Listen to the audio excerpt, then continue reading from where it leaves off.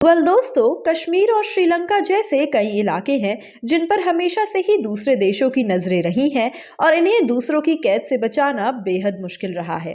लेकिन फिर भी हर बार भारत ने इन देशों का डटकर सामना किया और अंत में जीत हमारी ही हुई।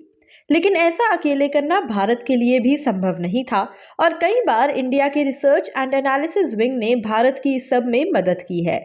जी हाँ, बिल्कुल सही सुना आपने। आज आपके सामने लेकर आए हैं एक ऐसी ही कहानी जहां रिसर्च एंड एनालिसिस विंग ने श्रीलंका को एक बड़ी कैद से बचाया। बात है अर्ली 2000s की, जब भारत और चाइना के बीच श्रीलंका पर राइट्स के लिए लड़ाइयां चल रही थी और इसीलिए दोनों ने म्यूचुअल अंडरस्टैंडिंग से एक पैक्ट बनाया और अग्रीमेंट साइन किया कि दोनों में से कोई भी वहां अपने इक्विपमेंट्स, टूल्स या डिवाइसेस लैंड नहीं करेगा। लेकिन चाइना ने भारत को इन्फॉर्म किए बिना अपने आप ही साल 2014 में श्रीलंका में अपनी 2 सबमरीन्स डॉक करवा दी। जब इस बात का भारत को पता लगा तब इंडिया में हाहाकार मच गया और चाइना पर दोष लगाए जाने लगे। लेकिन कोई नहीं जानता था कि अब करा क्या जाए। ऐसे में भारत की अथॉरिटीज ने रिसर्च एंड एनालिसिस विंग का सहारा लिया और उन्हें रिस्पॉन्सिबिलिटी दी इस सब से निपटने की।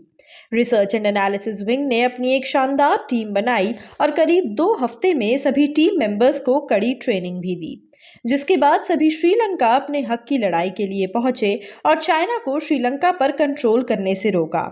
उन्होंने चाइनीज सबमरीन्स पर हमला किया, जिससे चाइना की एक सबमरीन ध्वस्त भी हो गई और उसके बाद चाइनीज आर्मी से युद्ध भी हुआ। इस युद्ध में भारत के रॉ की जीत हुई और ऐसे में जीतने के बाद भी रिसर्च एंड एनालिसिस विंग ने श्रीलंका पर कब्जा नहीं किया। भारत की अथॉरिटीज के स्ट्रिक्ट ऑर्डर्स थे कि श्रीलंका इंडिपेंडेंट है और इंडिपेंडेंट ही रहेगा। पैक्ट था कि कोई भी श्रीलंका पर अपना कंट्रोल नहीं जमाएगा और ऐसा ही होगा। रिसर्च एंड एनालिसिस विंग ने श्रीलंका को चाइना की कैद से छुड़ाया, लेकिन खुद भी श्रीलंका पर कब्जा नहीं किया, बल्कि उन्हें प्रोटेक्शन प्रोवाइड की और ध्यान रखा कि कोई और श्रीलंका पर कब्जा जमाने ना आए, क्योंकि उस समय श्रीलंकन आर्मी इतनी स्ट्रांग नहीं थी। तो इस तरह भारत के रॉ ने श्रीलंका की मदद की और अपना पैक्ट भी फॉलो किया। दोस्तों, आपको भारत के रॉ की ये इंस्पायरिंग कहानी कैसी लगी, हमें कमेंट सेक्शन में ज़रूर बताइएगा। बता दें कि रॉ ने इसी तरह कई बार इंडिया की मदद की है और हर बार भारतवासियों का दिल भी जीता है। इस बार भी इस बात की बड़ी पॉसिबिलिटी है कि रॉ की ये बड़ी अचीवमेंट सिल्वर स्क्रीन पर दिखाई जाए। जी हाँ, बिल्कुल सही सुना आपने।